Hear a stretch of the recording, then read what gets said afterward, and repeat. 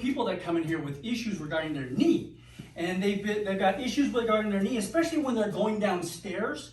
You know, it's summertime now. People are going a lot of hiking. They're going downstairs, they're going downhill. And there's pain in the knee when they're going downhill. And what they've got is a condition known as patellar tendonitis. Jumper's knee, runner's knee, chondromalacia patella, they're all kind of interchangeable.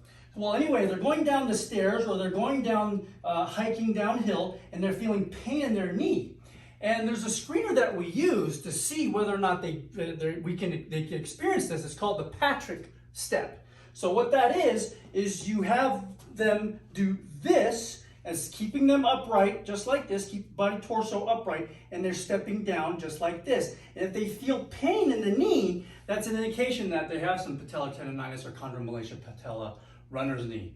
And so that screener test is actually the exercise that you would use to help strengthen that. So there's an inherent weakness in the musculature around the knee, especially that teardrop muscle called the vastus medialis muscle, especially those oblique fibers that keep the kneecap stable.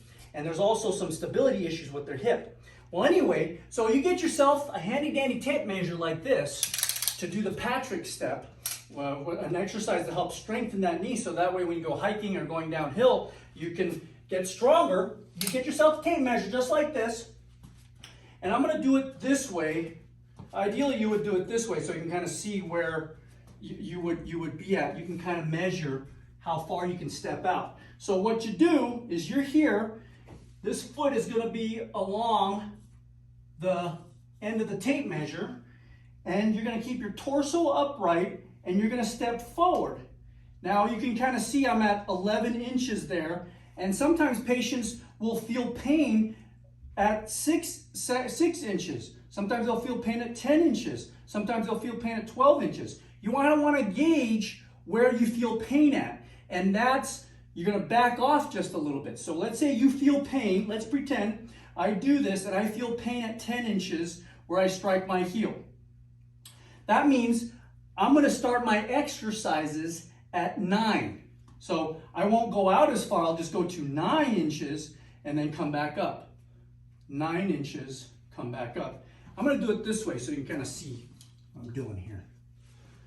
So again, this foot is level with the tape measure. Since I was feeling pain at 10, I'm just going to go to 9 to start my exercises. See that? 9.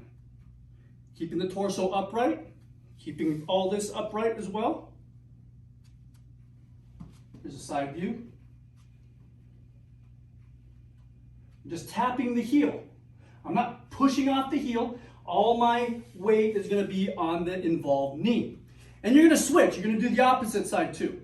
So make sure you get balance on both sides. Do about 10 reps, 10 to 15 reps, 3 sets every day to help strengthen that knee.